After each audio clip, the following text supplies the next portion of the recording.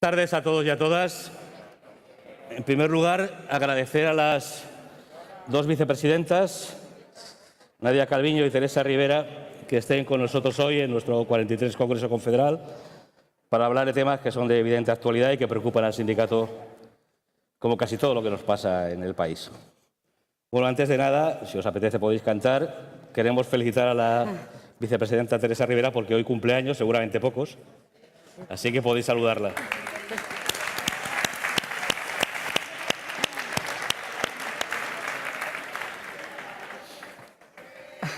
Vale.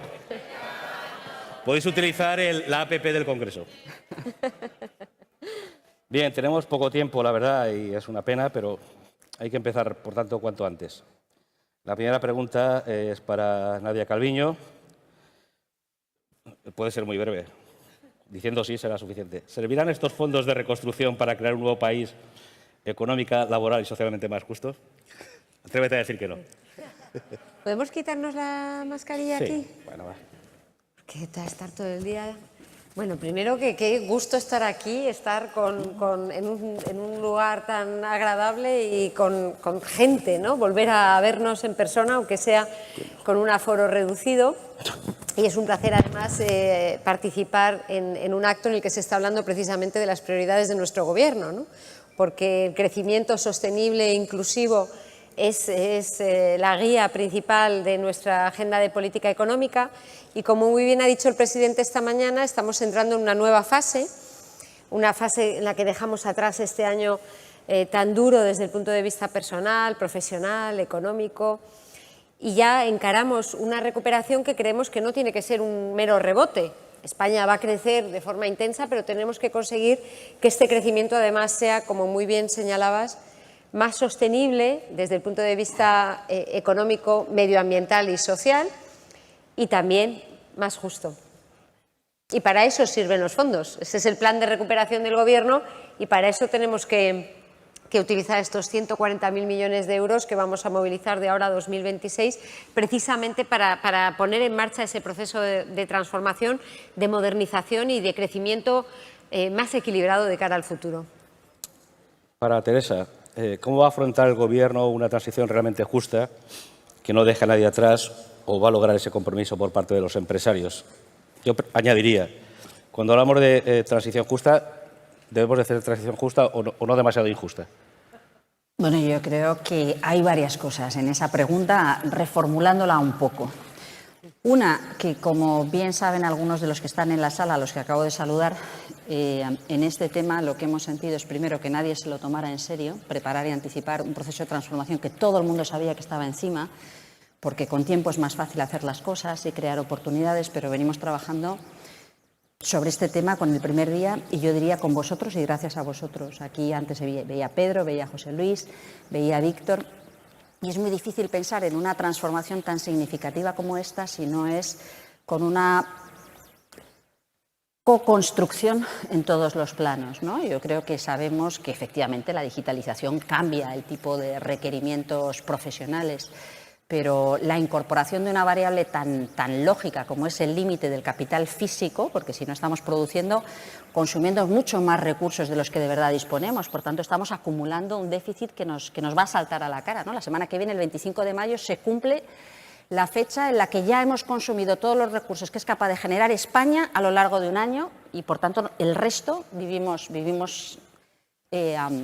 con deuda a futuro, con hipoteca a futuro, es decir, con hipoteca para nosotros mismos y para nuestros hijos. Así que sí, venimos trabajando desde el primer día, hubiera sido bueno anticipar por adelantado, es imprescindible trabajar con vosotros y tiene que ser justo. ¿Y qué significa transición justa? Pues hay en algunos sectores donde se produce en muy poco tiempo un cambio muy importante y esto tiene que ser absolutamente prioritario a la hora de orientar las necesidades y las políticas de acompañamiento y de generación de oportunidades y de recualificación y de todo por parte del Gobierno.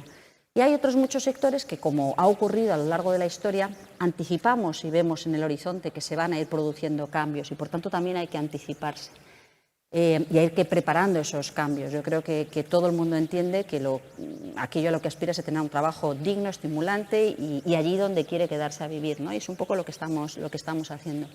Yo creo que Ha sido muy duro estos 3 años, es una cosa que aunque sea racional y desde el punto de vista macro tenga sentido, hay que trabajarlo día a día para generar esas oportunidades. En estos momentos vemos que hay muchas cosas que están apareciendo, que vienen de abajo. Nosotros sabíamos que había algunos elementos con contenido económico que quedaban liberados con el cierre de las centrales y que esto nos permitía poder jugar con ello. Y hay otros espacios donde necesitamos seguir trabajando pues, durante mucho tiempo, ¿no? Podrán salir muchas cosas adelante, algunas habrá que cambiarlas por el camino, pero sí, transición justa con los trabajadores actuales, incluidos, por cierto, los auxiliares, que tampoco se habían incorporado nunca en una vocación de incorporación y de mantenimiento de compromiso durante mucho tiempo. Y hay que pensar también en la siguiente generación, que es una cosa que nos cuesta más. Cuando vamos a los territorios a hablar también con los chicos jóvenes, con los hijos de los actuales trabajadores, pensando qué futuro, qué tipo de futuro laboral y de actividad económica imagináis, es un diálogo complicado. Yo creo que es muy importante que haya una implicación no solamente de los trabajadores, de los vecinos y de los actores de hoy, sino también de los actores de mañana. Así que todo lo socialmente justo que seamos capaces de hacer, añadiría juntos, porque no se trata de proponer cosas y que ir seleccionando, diciendo sí o diciendo no, sino cómo imaginamos, cómo construimos con lo que conocemos en cada territorio, qué alternativas son más importantes, aparte de la foto macro. Y la responsabilidad de las instituciones es asegurar que hay mecanismos para poder encarrilar esas soluciones locales, ¿no? Muy bien, muchas gracias. Nadia, el presidente Sánchez anunciaba, vaticinaba que la inversión europea va a permitir la creación de 800.000 puestos de trabajo. La pregunta que te formulamos es si la derogación de la reforma laboral del 2012, si finalmente se produce y en qué términos, y acordar un nuevo marco que favorezca el empleo son elementos fundamentales para que efectivamente esa circunstancia se produzca. Voy a empezar donde ha terminado Teresa, precisamente, y todas las reflexiones que estaba compartiendo Teresa, y son temas sobre los que estamos constantemente trabajando y hablando mucho las dos, ¿no? Es que estamos en un momento en el que el reto es un proceso de transformación que tiene un impacto muy positivo a largo plazo, pero que tiene un impacto que puede ser negativo a corto plazo si no tomamos las medidas adecuadas para asegurarnos de que la transición es justa, ¿no? Y de la misma manera, no sé si está funcionando, ¿se me oye bien? Sí. Y de la misma manera nos encontramos en un momento en el que todo este debate intergeneracional es absolutamente central, porque para responder a la pandemia vamos a tener que emitir unos 150.000 millones de euros de deuda pública adicional a lo que teníamos previsto, y esta deuda pública evidentemente puede ser un lastre enorme para las generaciones futuras si no invertimos bien el dinero. Y de la misma manera todo el resto de decisiones, todas estas transiciones, la doble transición verde y digital, pueden tener un impacto negativo si no las abordamos de forma proactiva y tratando de encauzarlas de la manera más justa y más sostenible posible, ¿no? Y por eso las decisiones que tomemos ahora son absolutamente claves para el futuro. Desde este punto de vista, yo creo que tenemos que asegurarnos de que esta fase de crecimiento económico, que como decía, va a empezar en la segunda parte del año, va a ser rica en creación de empleo de calidad, creación de empleo digno, ¿no? Y que conseguimos que este crecimiento sea mucho más inclusivo, mucho más justo, como decía anteriormente. Y para eso no se trata solo de compensar o contrarrestar el impacto negativo de la pandemia, se trata de arreglar, de corregir los desequilibrios que arrastramos desde hace décadas. Y el problema del mercado laboral español no viene de ahora, no viene ni siquiera de una reforma laboral u otra. Es que hace mucho tiempo que España tiene una tasa de desempleo estructural muy superior a los países europeos, una tasa de paro juvenil muy superior a los países europeos, una tasa de temporalidad muy elevada.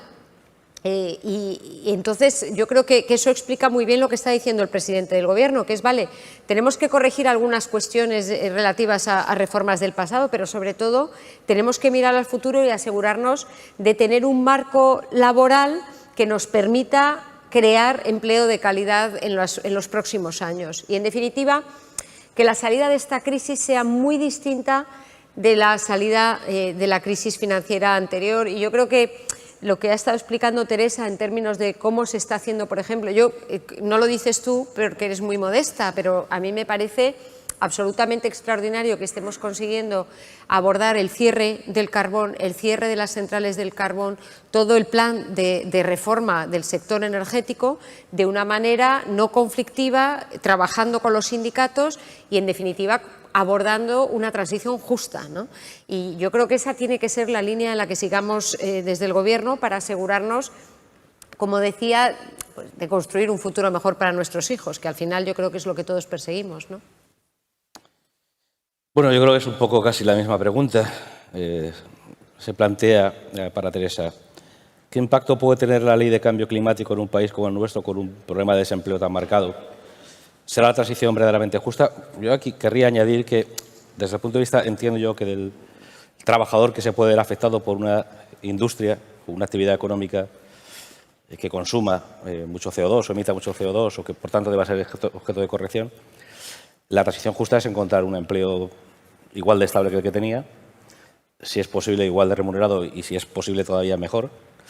Y uno tiene la sensación de que, por ejemplo, algún mensaje como el gobernador del Banco Central de España, o del Banco de España, perdón, que propone abaratar el despido, llevarlo a la mitad en su indemnización, pues seguramente facilitará la transición, pero dificultará su carácter de justicia.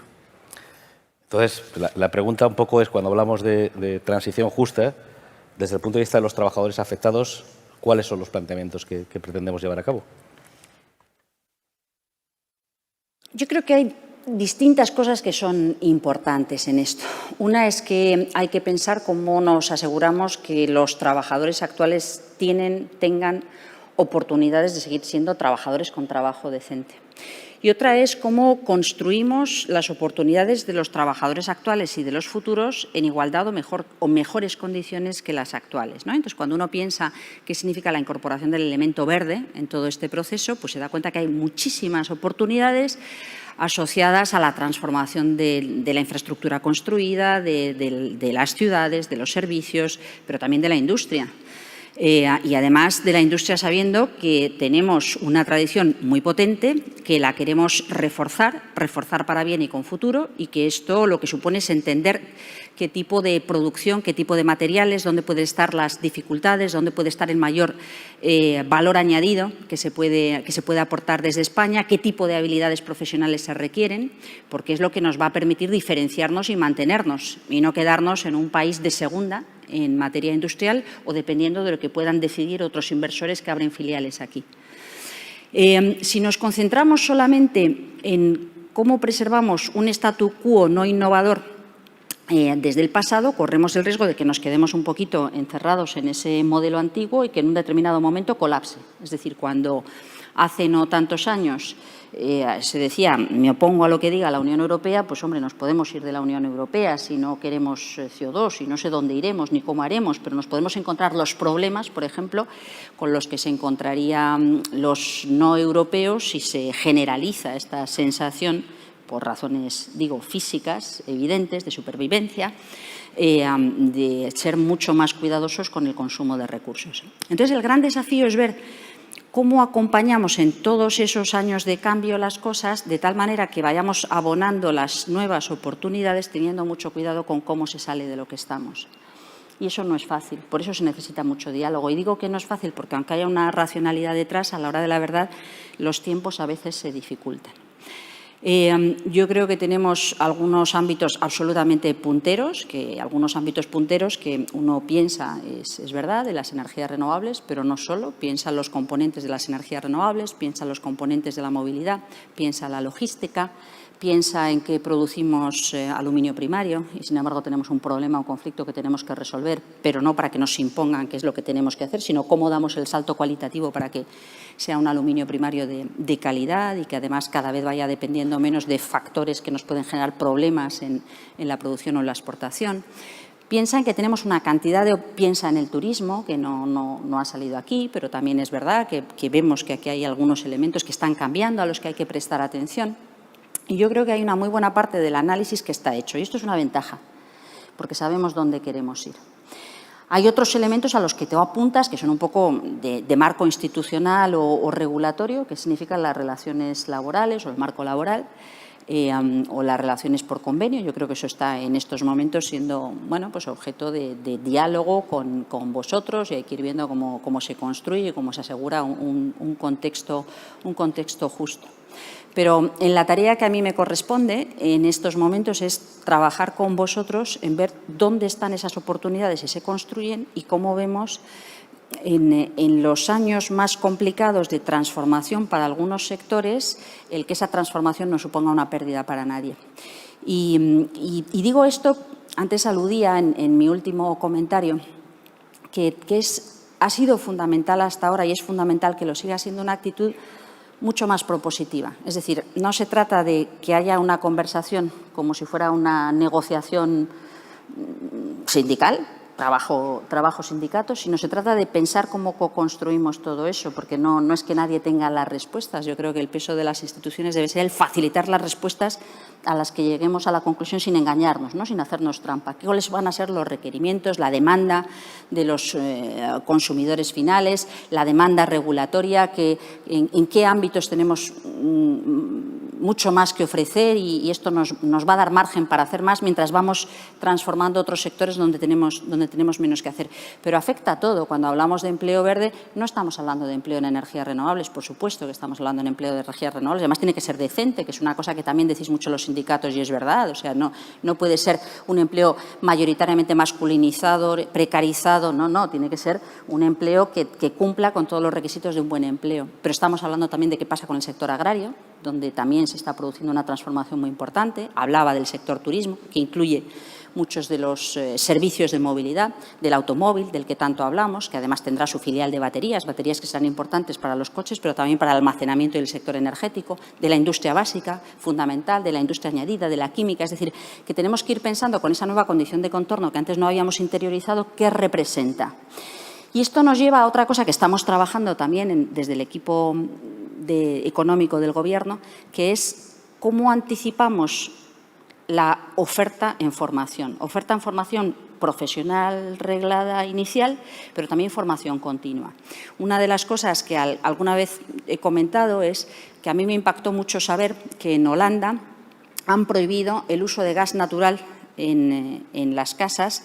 A partir del año 2030 no se puede utilizar gas natural porque tenían yacimientos de gas, han ido sacando y empiezan a tener problemas de estabilidad de suelo, o sea que ni siquiera es por razones estrictamente climáticas. Y entonces eso les obliga a rehacer todo el parque construido, no a rehabilitar 100.000 viviendas, no, a rehacer todo el parque construido. Y yo pensé, bueno, esto aquí, fíjate, si esto ocurre en España, con el sector de la construcción tan potente que hemos tenido, qué interesante. Me dice, no, es complicadísimo. El problema no es el dinero, el problema es las habilidades profesionales y cómo combinan el arquitecto con el de la domótica, el de la electrónica, el del aislamiento, el fontanero, y cómo se busca todo ese contexto de formación pluridisciplinar que nos permita llevar a cabo una transformación de ese calado. Aquí había también una tradición muy potente de una formación continua en la Fundación Laboral de la Construcción, ¿no? O sea que yo creo que son desafíos por los que tenemos que pasar y que va a ser muy difícil que encontremos respuestas si no lo hacemos conjuntamente. Y mi lectura de estos meses, de estos años, es que se dan todas las condiciones para que eso se produzca con el mayor de los aciertos y el mejor de los resultados, ¿no? Bueno, no sé si es el momento para explicar las dificultades que una organización sindical como la nuestra tiene a la hora de abordar problemas de este tipo. O bien transformaciones derivadas de la necesidad de acometer el cambio climático o nuevas tecnologías, porque nosotros tenemos representación en las empresas directamente afectadas.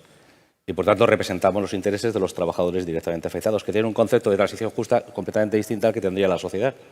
Pero, claro, nosotros somos y presumimos de ser un sindicato de clase que busca efectivamente una solución global a los problemas. Por eso, para no engañar a nadie, yo me atreví a plantear si en vez de transición justa, al menos desde el punto de vista de los directamente afectados, no estaríamos hablando de transición no demasiado injusta. Y, por tanto, es necesario sostener un estado del bienestar y otorgar seguridad a los trabajadores y las trabajadoras que puedan perder su empleo, quizá en edades que les permita o no les permita de manera sencilla recuperar en fin, la actividad en el empleo. Y, por tanto, ahí tenemos un problema enorme como sindicato de clase que somos. Bueno, es imprescindible que España mejore su modelo productivo, que sea capaz de... Claro. Es que hay una cosa que estás diciendo que me llama mucho la atención, porque este concepto de transición justa viene de los sindicatos, del sindicalismo internacional, y con un protagonismo muy particular del sindicalismo español. Y es verdad que justo o injusto es una cosa que puede ser muy emotiva y puede ser subjetiva, pero está aludiendo al modo en el que se construyen oportunidades para los que están, mientras se amplían las oportunidades para los que están por venir. Entonces, el introducir esa variable de no demasiado injusta es como un poco escéptica, te veo un poco pesimista, ¿no? No acabo de entenderlo yo. Intento ser realista, un poco atendido a tu llamada para la sinceridad, que quizá no sea oportuna. Pregunto, igual la sinceridad no es oportuna, ¿no? Que no necesariamente enmascara, en fin, pesimismo, sino que pretende ser sincera. Y como nosotros hemos vivido y abordado una serie de procesos de reconstrucción importantes y estamos absolutamente convencidos de que no ha producido satisfacciones plenas, pues quizá lo más preciso con el término sería esto, lo cual no significa que el sindicato no tenga que hacer el máximo esfuerzo para conseguir el 100% de sus logros, aunque solo sea como objetivo, no como meta final. Bien, quería decir que nuestra economía necesita inevitablemente, para la estabilidad del empleo y la calidad del empleo, mejorar su productividad. Eso es fundamental porque las revoluciones tecnológicas o las revoluciones derivadas, que también son tecnológicas del desafío climático, obligan inevitablemente a una mejora de la tecnología y, por tanto, incorporar valor añadido a lo que producimos y a lo que hacemos. El sindicato se plantea si todo esto, no somos los primeros en planteárselo en absoluto, va a producir finalmente un saldo neto positivo o negativo respecto del empleo que se pueda generar. Bien, yo, que por lo visto tiendo al pesimismo, llego a la conclusión de que, vale, probablemente en esta cuarta revolución industrial el saldo neto será positivo.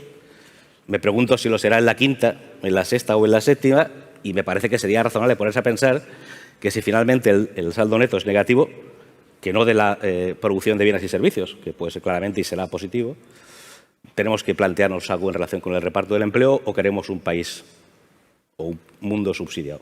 Pero en todo caso, en la cuarta revolución habría que preguntarse ese saldo neto, que ahora ya positivo y optimista entiendo que se va a producir, tenemos que preguntarnos dónde se produce. ¿Se producirá en Asia? ¿Se producirá en Europa? ¿En qué parte del mundo se producirá? ¿Se producirá en una parte de la sociedad española, pero otra no, y seguiremos profundizando las desigualdades? Yo creo que me encanta cómo lo has planteado, porque cuando hiciste todo me he equivocado. ¿Qué? ¿Qué has hecho? Nada, una broma. No te he oído.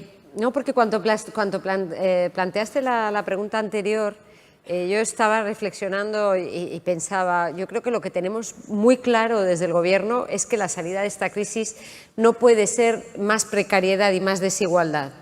Ese no es el modelo que queremos para España. Queremos un modelo precisamente con mejores salarios, mejores empleos en los sectores de crecimiento del futuro, con más productividad, como tú muy bien decías, y en un contexto en el que estamos inmersos en un proceso de transformación intensísimo, que es inevitable. Por eso digo que agradezco cómo lo planteas, porque yo creo que todos somos conscientes de que el cambio climático y la respuesta al cambio climático exige un proceso de transformación, y somos todavía más conscientes después de la pandemia de que la digitalización no solo es imparable, es que se está acelerando exponencialmente. Ya no es una cuestión de futuro, es una cuestión de presente. Y aquí hay dos actitudes. Una es cerrar los ojos como el avestruz y decir ojalá por aquí no pase. Y otra es pues, coger el toro por los cuernos y decir vamos a tratar de embridar, encauzar este proceso de transformación para asegurarnos de que es, además de todo, justo, ¿no? Y ese es nuestro planteamiento. Y para aumentar la productividad y para encauzar estos procesos de la manera que sea más positiva para el conjunto de la sociedad, lo que tenemos que hacer es invertir. Y España arrastra desde hace décadas un déficit de inversión. En particular, lo arrastramos desde la crisis financiera. Lo que ocurrió en la crisis financiera es que la inversión pública cayó desde un 4 o 5% del PIB al 2% del PIB. Y en lo que España es anómala es que no se recuperó. Durante estos 10 años hemos estado invirtiendo algunos años por debajo de lo necesario para mantener el capital. Y no estoy hablando ya del capital natural, estoy hablando de las autopistas, de las estaciones ferroviarias, de los aeropuertos, también de los hospitales, de las escuelas, ¿no? Y eso lo hemos visto de manera muy clara. Por eso, el plan de recuperación lo que intenta es dar un chute a la inversión pública que movilice la inversión privada, se concentra mucho en el primer periodo, 2021-2023, precisamente para dar un salto y volver a situarnos en ese 4% del PIB de inversión pública que nunca debimos abandonar. Y estoy hablando de inversión no solo en el despliegue de infraestructuras, etcétera, sino capital humano, educación, formación profesional, I+D, ciencia, innovación. Eso es el plan de recuperación, ¿no? Esa fue tu primera pregunta y un poco vuelvo a esa misma cuestión, que es el diagnóstico de lo que sucede en nuestro país es compartido, todo el mundo está de acuerdo con los problemas que venimos arrastrando. Hay bastante coincidencia también sobre cuál es la hoja de ruta de reformas que tenemos que abordar. Desde el Gobierno tenemos la determinación de abordarla, como decía Teresa, juntos, mediante el diálogo social, trabajando mano a mano con las empresas, con los sindicatos, con el conjunto de la sociedad. Y yo creo que lo que es novedoso es que tenemos un plan. Desde hace tiempo no había un plan omnicomprensivo y así con un amplio apoyo social. Tenemos los recursos financieros para poder encararlo gracias a este plan de recuperación europeo y lo que nosotros pensamos es que hace falta determinación, ambición y un poco que todos rememos en la misma dirección para hacerlo realidad. Y al final el objetivo, y siempre vuelvo a lo mismo, pero es que ese concepto de inclusión y de sostenibilidad y justicia es verdaderamente el que permea todo el plan de recuperación y el que ha también inspirado nuestra acción de gobierno desde hace 3 años, ¿no? Y esa es la misma línea en la que queremos seguir en los próximos años, con un impulso renovado gracias a que tenemos lamentablemente ha sido por la pandemia, pero bueno, tenemos un plan de recuperación, tenemos 140.000 millones de euros que nos dan una oportunidad única de dar un salto cuantitativo y cualitativo mirando al futuro. Teresa, aquí tenemos un sector industrial muy importante, que es la cerámica en Castellón, representa en torno al 90% de la producción en España, y se quejan los empresarios de que el Gobierno de España les somete a exigencias en reducción de emisiones de sílice superiores a las que plantea Europa. Y yo tuve la oportunidad de plantearles que me parecía que si fueran capaces de no solo cumplir la directiva que España les propone o les exige, sino incluso llegar a cero, eso les obligaría a un salto tecnológico enorme que seguro y con toda probabilidad determinaría que su mejora de productividad no solo estuviera en relación con ese respeto al medio ambiente y la salud de sus trabajadores, sino que se extendería al conjunto de su producción. Yo creo que eso no se puede discutir. La pregunta es, ¿qué podemos hacer o qué vamos a hacer o qué pretendéis hacer para ayudarles a que den ese salto tecnológico o que puedan, desde el punto de vista tecnológico, superar problemas de carácter medioambiental que, sin duda, le van a ayudar a mejorar también su productividad? Yo creo que el sector de la cerámica, azulejo y las fritas, los esmaltes, es espectacular. Probablemente es de los más sofisticados, innovadores, potentes y competitivos que existen en el mundo. Compiten con China, evidentemente en otras condiciones, un poquito con Italia, pero es lo mejor que hay aquí. Y es verdad que ha tenido unos años complicados porque ha caído la demanda de algunos de los productos, porque se acaba el primer ciclo de lo que fue un esfuerzo inversor muy potente en la cogeneración, que era el sistema que hace 10, 15, 20 años era más eficiente desde el punto de vista de consumo de energía y calor en un proceso industrial, porque están sometidos, nosotros no les incorporamos más obligaciones desde el punto de vista de emisiones que las que marca la Unión Europea, pero puede ser, no lo sé, que se hayan quedado desfasados, no desconozco este dato. De hecho, ahora una de las cosas que estamos viendo varias cosas. La primera es cómo acompañar para dar el salto en la siguiente ronda de eficiencia energética, ver de qué modo se acompasa una cierta salida en consumos de energía en la industria y esa incorporación de nuevas pautas eficientes o de la contratación de energía fuera. Ellos tienen mucho interés y tenemos mucho interés en escuchar qué es lo que nos quieren proponer desde el punto de vista de la economía circular, qué nuevos materiales o qué recuperación de otros materiales puede ayudar a disminuir el consumo energético o algunas de las variantes y de hecho no entiendo bien cuál es el proceso, pero puede ser que al hilo de toda la actividad que queremos desplegar en economía circular de escombros y residuos de edificio, puede haber algún margen para introducir algunas de los componentes que emplean, y está por descubrir. O sea, yo sí creo que en estos momentos, cuando uno ve las grandes cifras, no se las quiere perder.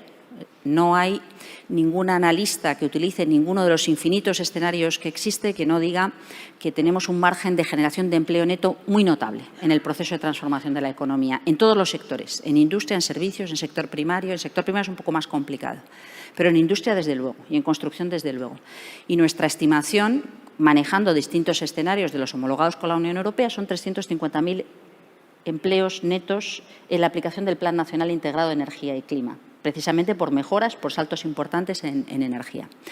Claro, una cosa es esa racionalidad de conjunto y otra cosa es que hay que empezar a trabajar. Entonces, ¿qué significa esto en la movilidad, servicios de movilidad, industria del automóvil y de la movilidad?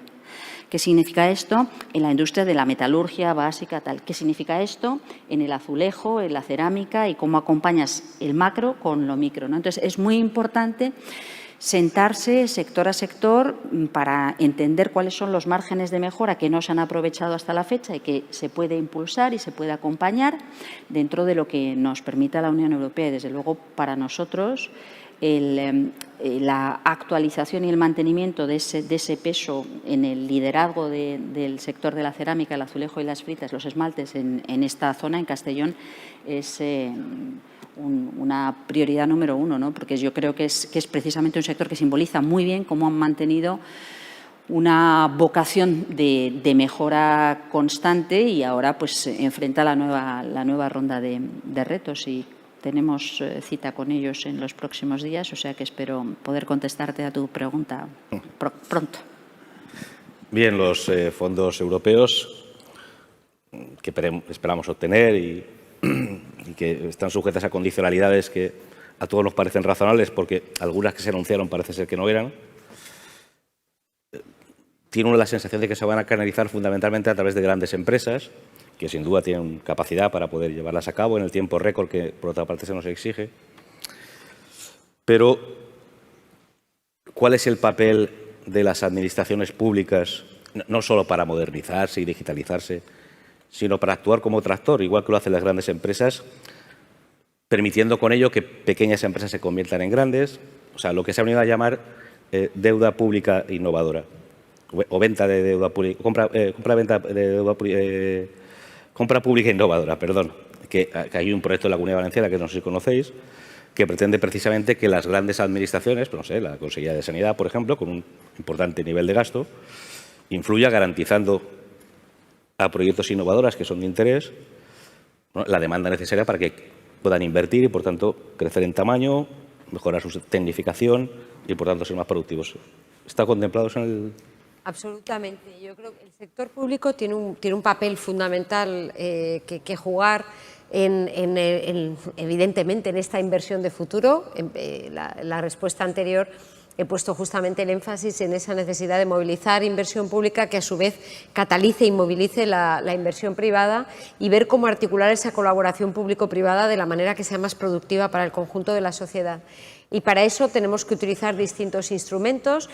Están las tradicionales licitaciones, etcétera, consorcios, convenios, y también la compra pública innovadora. También desde el Estado estamos lanzando procesos de compra pública. El Ministerio de Ciencia ha puesto en marcha. También en la parte de digitalización de la Administración vamos a ver cómo impulsar la innovación tecnológica de la manera más eficiente posible, sin ninguna duda.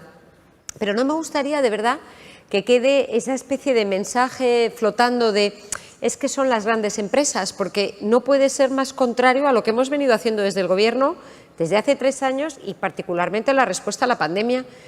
Verdaderamente, todo lo que hemos hecho desde marzo del año pasado se ha orientado a proteger particularmente el ecosistema y el tejido productivo de pymes y de autónomos. De los 120 y tantos mil millones de euros en avales, en crédito avalado por el sector público que se ha movilizado, el 98% es de pymes y autónomos. Hemos creado una prestación extraordinaria para compensar a los autónomos que no tiene comparación en nuestro país. O sea, en España nunca un autónomo tenía una red de seguridad como la que hemos establecido desde hace un año, ¿no? Y nuestra aproximación es absolutamente clara de tratar de impulsar la creación de empresas el crecimiento empresarial, las redes de empresas, porque esa es la clave para la productividad de la que hablábamos antes. Y yo creo que un punto que ha señalado Teresa es muy importante y honestamente lo digo y después de haberlo pensado mucho, ¿no? Hay quien dice, es que lo que hay que hacer es impulsar los sectores de gran valor añadido, hay que apostar por algunos sectores que van a ser los tractores. Y yo me pregunto, si alguno nos hubieran preguntado hace 20 años cuáles van a ser los sectores de futuro de España, ¿en qué sectores va a ser España líder? Yo creo que probablemente nadie hubiera dicho que el sector textil, porque en aquel momento, y tenemos Inditex, que es una de las empresas líderes mundiales, ¿no? Pero probablemente hace 15 o 20 años todo el mundo pensaba, pues es un sector maduro, es un sector en declive, Asia está emergiendo y por tanto no tenemos, ¿no? Entonces, si hubiéramos tenido que apostar por un sector, probablemente no hubiéramos apostado por aquel en el que justamente España ha triunfado, ¿no? Y por eso yo creo que nuestro planteamiento, y es el que tenemos con el plan, no es el de decir unos sectores son buenos y otros son malos, vamos a apostar por unos, sino tratar de transformar el conjunto de nuestra economía. Y eso va desde la cerámica hasta el turismo, que es una joya que tenemos, una industria turística sin comparación, líder en el mundo, ¿no? Va desde el sector de la salud hasta las infraestructuras, va desde las administraciones públicas hasta las startups, ¿no?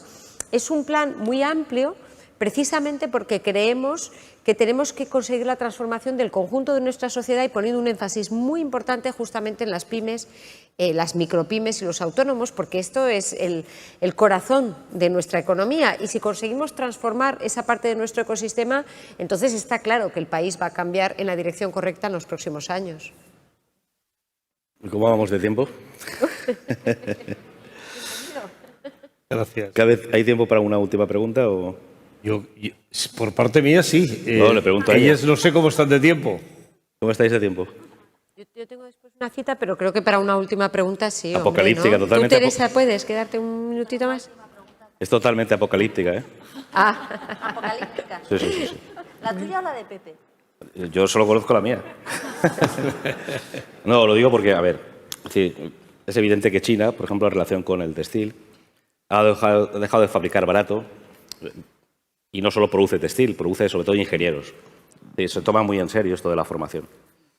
Y es verdad que tienen un problema desde el punto de vista del estándar democrático que nosotros venimos disfrutando en Europa y no sería descartable que los chinos, una vez superadas las dificultades de acceso a una vida material más o menos opulenta, pues se preguntaran que la libertad tiene sentido, ¿no?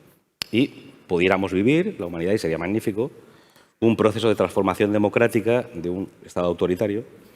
La pregunta es, ¿no cabe el riesgo, ya viene lo apocalíptico, de que Europa, precisamente por no ser capaz de corregir las desigualdades entre sus sociedades y vivir esta lamentable división, recorriera el camino inverso y acabáramos cediendo porque no tenemos éxito en lo material y sobre todo en su reparto, acabando siendo un Estado autoritario? Tenemos algunos ejemplos de partidos que proponen cosas así. Bueno, yo creo que es que esa pregunta tiene la respuesta, entre otras cosas, en esta sala con los que estamos, con un compromiso de construir día a día esa solución, porque efectivamente, si uno consiente que se vayan acumulando desigualdades e injusticias durante tiempo, durante décadas, eso acaba saltando y acaba afectando a la calidad democrática, y eso lo vemos en una estratificación del tipo de empleo que tenemos. El hecho de que haya trabajadores pobres es una cosa demencial, no es tolerable por ninguna sociedad. Eso lo vemos en una redistribución de renta y riqueza que se concentra en grandes áreas metropolitanas y se diluye completamente en el resto de España, y tenemos una revuelta muy justificada que debemos saber corregir. Eso explica por qué no solamente importan las grandes macrocifras o el PIB, sino cómo se generan oportunidades reales y el sistema fiscal, que, oye, esto Pablo Iglesias, fundador de nuestra casa matriz, también insistía en ello, ¿no? El ser ciudadano, y al final esto es teoría del Estado, significa, entre otras cosas, decidir dónde van mis impuestos, significa pagar impuestos para decidir dónde van mis impuestos. Por tanto, se trata de pensar cuáles son los planteamientos modernos de esas brechas de desigualdad que se van acrecentando y que hay que corregir. Creo que hay que corregir. Yo también creo que estamos en un momento en el que, afortunadamente, a pesar de todas las contradicciones, de los disgustos, que también viene bien salir de Madrid de vez en cuando para ver otras cosas que no solamente lo que se ve en Madrid, nos da el hecho de haber observado hasta qué punto hay una reivindicación del papel del Estado, no solamente en esa tarea redistributiva, sino también en la facilitadora de muchos avances, incluidas las prestaciones de servicios que nos permiten seguir avanzando. Y es verdad que es educación, educación, educación y todo lo demás. Pero yo creo que es una pregunta que supongo que nadie de nosotros nos cambiaríamos por ser ciudadano de la República China, por estas cosas que dices, pero que tenemos que saber apreciar. Y lo que yo sí siento, y esto tiene que ver con el tipo de debate que veníamos teniendo, es que hay que recuperar el orgullo y la satisfacción de pertenencia a un conjunto social. Al final necesitamos pensar en el bien común y no solamente en silos desde el punto de vista profesional, en el individualismo de aquí que es de lo mío y que ya hay, ¿no? Entonces, yo creo que son valores propios de esta casa, de la vuestra, y son valores propios de un gobierno que está pensando precisamente en cómo corregir no sé cómo decirlo, los desajustes acumulados a lo largo de los últimos años, y que nos lo tenemos que tomar muy, muy en serio. Pero también es algo que ha aprendido Europa. Yo creo que antes, cuando nadie aludía a cómo fue la respuesta de la anterior crisis y cuál ha sido la respuesta de esta crisis, es obvio que este Gobierno lo tuvo clarísimo desde el primer día, pero es obvio también que incluso algunas cancilleres que también fueron protagonistas de la anterior crisis han aprendido la lección con gran dolor, sufrimiento y sus manifestaciones en la vida política en Europa, ¿no? Entonces, yo sí creo que esto es calidad de la democracia, y la igualdad es calidad de la democracia, y los servicios públicos es calidad de la democracia. O sea, que es algo que tenemos que mimar cada día. Así que nada de catastrofista, al revés, pico pala, pico pala. Entonces, Déjame terminar justo con 2 puntos de los que ha dicho Teresa. Solo una pequeña... No. Entonces, ¿Europa se ha dado cuenta de los peligros? Totalmente. A ver, dos reflexiones o El 2 Partido puntos Popular no, que ha señalado Teresa. ¿Perdón? El Partido Popular, ¿no? Sigue Bueno, defendiendo la bajada de impuestos. Mira, a mí me preocupa... A mí me preocupa... Esa vacuna ya la tengo. A mí me preocupa muchísimo lo que tú planteas. Me preocupa muchísimo la desafección de los ciudadanos con respecto a la política, la desafección de los ciudadanos con respecto a ese contrato social que nos ha venido rigiendo y que en nuestro país nos ha llevado a las cotas más altas de prosperidad de toda nuestra historia, sobre todo de los jóvenes, que están en otra onda completamente distinta y que son muy vulnerables a ese tipo de cantos de sirena, y a mí me preocupa muchísimo. Y por eso me parece tan importante que la salida de esta crisis no sea sobre la base de más precariedad y más desigualdad, sino todo lo contrario, como señalaba Teresa. Por eso me parece tan importante defender no solamente la importancia de lo público, sino también aquellas instituciones que vertebran nuestra sociedad y nuestro país. Y eso Pepe lo sabe muy bien, porque lo hablamos mucho. Yo estoy totalmente convencida de la importancia de los sindicatos como una institución que vertebra y que equilibra nuestro país, y creo que durante este año la responsabilidad que han mostrado los agentes sociales debería justamente mostrar el camino de una sociedad mucho más sana y mucho más justa y, en fin, la que queremos, ¿no?, para el futuro. Y yo en esto creo que es fundamental, y por eso tiene toda la razón Teresa cuando dice los que estamos aquí tenemos un papel muy importante que jugar con eso. Pero, y esta es mi segunda y última reflexión, y porque quiero acabar con un punto positivo, y lo ha sugerido Teresa, pero te cojo el testigo y lo multiplico. Tenemos que tener más confianza en nosotros mismos y más autoestima. España es un país muy acostumbrado no solo a criticarnos mucho los unos a los otros, sino además a autoflagelarnos y a siempre pensar... Es que es verdad, y cuando uno vive fuera y cuando uno viene de fuera, pues a veces es capaz de ver las cosas con una mirada un poco más neutra y más justa, ¿no?, y más sincera. Y en este sentido yo lo digo siempre, en todas mis intervenciones, no tenemos que sentirnos peor que los demás, ni estamos haciendo las cosas peor que los demás, ni tenemos más dificultades que los demás para salir adelante. Confiemos en nosotros mismos. Hemos hecho cosas absolutamente extraordinarias en nuestro país, en particular desde que llegó la democracia, y por eso cojo justamente tu pregunta para enfatizar esto. El cambio que se ha producido en España es revolucionario. El papel de las mujeres en España es que ha cambiado del 0 al infinito gracias a la democracia y el progreso que hemos tenido en estas décadas. Y estoy convencida de que no tenemos que resignarnos a dar pasos atrás o a quedarnos con los desequilibrios que teníamos en el pasado. No, aspiremos a seguir progresando y a seguir construyendo un país que esté en la liga de los mejores del mundo desde todos los puntos de vista. Y esa es la ambición del Gobierno. Yo creo que el presidente del Gobierno, además, hoy lo transmite de una manera y con mucha convicción, porque él lo ve así, y yo querría llamar a todos los que estamos aquí a no caer en el catastrofismo y no resignarnos y, sobre todo, no pensar que somos menos capaces que los demás, porque no lo somos. Y que sí podemos seguir avanzando y seguir progresando y dentro de 20 años sentirnos orgullosos de las decisiones que estamos tomando hoy, porque veremos que hemos sido capaces entre todos de construir un país mejor. Pues muchas gracias a las dos. Pepe.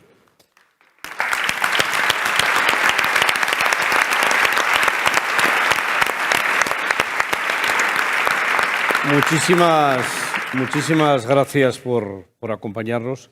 La verdad es que no era nada fácil el poder acoplar los tiempos, por supuesto por vuestras agendas, tampoco por las nuestras. Este es un congreso que tiene bastante atípico, porque el COVID ha impedido en cierta medida que lo que eran grandes debates en el sindicato finalmente se hayan convertido en grandes consensos, y hemos llegado al Congreso con una buena parte de los temas solventados. Eso nos ha permitido que esta tarde pudiéramos estar con vosotras en este debate. Teníamos una hora prevista, la hemos cambiado. Yo por eso os pido disculpas porque no he podido acompañaros desde el principio. En realidad teníamos previsto que la jornada empezara a las 5 de la tarde y creo que también eso ha generado algún problema de asistencia, básicamente porque las comidas no son todos a la vez y generan siempre dificultades. Pero yo os quiero agradecer sinceramente, de corazón, que nos acompañéis. Ahora me apetecía entrar en este debate que ha planteado Ismael. Creo que hay un elemento que sería importante que retuviéramos en la cabeza, que es esta reflexión que hace el Partido Demócrata en Estados Unidos después del paso de Trump. Porque a mí me parece que están diciendo más que el sindicalismo dio paso a la clase media, que es poco discutible en términos históricos. Están diciendo más que hay que fortalecer el sindicalismo. Yo creo que lo que nos están pidiendo es que a veces seamos capaces de avanzar con la propia sociedad. Tenemos dos ejemplos en el mundo, uno que es Estados Unidos y por tanto están de plena actualidad, pero cosas parecidas pasaron también en Argentina. El proceso acelerado de transformación generó desiertos desde el punto de vista industrial. Pasó en la Gran Bretaña, con todo el proceso de reconversión que se hizo en su momento, y hoy todavía están presos de esa situación. Lo hemos visto en las últimas elecciones municipales y autonómicas. Y nosotros desde el sindicato lo que queremos es que el Gobierno sea consciente que no por correr se va a llegar primero, que si no somos capaces de caminar todos en un mismo ritmo, o si no en el mismo ritmo, sin dejar mucha distancia hacia atrás, no vamos a llegar antes. Y eso sirve en este proceso en el que estamos, que seguramente que si no tuviéramos la oportunidad que generan los fondos de reconstrucción, lo hubiéramos hecho en mucho más tiempo. Con los fondos de reconstrucción lo vamos a hacer muchísimo más rápido, pero tenemos que acompasar este proceso para, si desenchufamos una actividad, previamente tener otra enchufada. Para así tenemos que poner en marcha un proyecto que te he escuchado, participamos plenamente de que los proyectos pueden estar liderados por grandes compañías, pero tienen que ser tractores. La pequeña y mediana empresa tiene que formar parte y el territorio tiene que estar todo implicado. No podemos salir de aquí con una España más desequilibrada y, por tanto, me parece que esas reflexiones, que además vosotras sabéis que las hago habitualmente en las reuniones que tenemos con el Gobierno, son preocupaciones que tiene el sindicato, que tienen los delegados y las delegadas, porque forman parte del día a día, de los problemas que tenemos en la cornisa cantábrica, Asturias, Galicia, en parte Cantabria, y en otros sitios no los tenemos, como puede ser León, porque ya están ocultos, pero Y yo creo que ese es el gran reto que tenemos. Creo que es lo que nos va a posibilitar salir todos y caminar todos al mismo ritmo. Esta era la cuestión que me venía al caso de lo que estabais comentando. No, yo quería deciros una primera reflexión que también la he hecho con vosotros, pero quiero hacerla pública, y es el agradecimiento que creo que, desde luego, la UGT lo tiene, y creo que lo debería tener España, al actual Gobierno por la capacidad que ha tenido de, en tan poco tiempo, hacer un plan tan amplio y con una visión tan de futuro como es el que habéis presentado a la Unión Europea. Más allá de que efectivamente lo sea el plan de los sindicatos. Sería absurdo pensar que este sea el plan de alguien al 100%. Pero en todo caso creo que es una hoja de ruta que merece la pena que el conjunto de la sociedad, por un rato, porque eso sí que creo que es una cosa que nos pasa bastante a los españoles, por un rato dejemos de mirarnos a nosotros mismos y miremos a los conciudadanos y pensemos que esta es una gran oportunidad que tiene España y que no la podemos desaprovechar, y que todo el mundo tiene la obligación de aportar desde el lugar donde esté para que este plan pueda prosperar, para que seamos capaces de gastar los recursos que vendrán, cosa que no es tan sencilla, para que seamos capaces de efectivamente avanzar en ese proceso de transformación que, yo repito, lo teníamos en mente. Y esta es una oportunidad que nos brinda de poder realizarlo seguramente, pues lo que íbamos a hacer en 10 años, pues hacerlo en 3 años con toda tranquilidad. Y finalmente, también deciros que mañana espero que el Pleno del Congreso de la UGT apruebe una demanda de unidad para afrontar estos retos. Nosotros creo que tendríamos que ser capaces, de la misma manera que durante el proceso de la implementación de medidas para el COVID, de la misma manera que fuimos capaces de encabezar un proceso de acuerdos muy generosos por parte de todo el mundo, pensando que lo importante era acordar y que se visualizara esa posición común. Ahora deberíamos de ser capaces de exigir concertación, entendimiento, suma. Creo que este es un proyecto que da cabida a este Gobierno, pero también a otro que puedan decidir mañana los ciudadanos.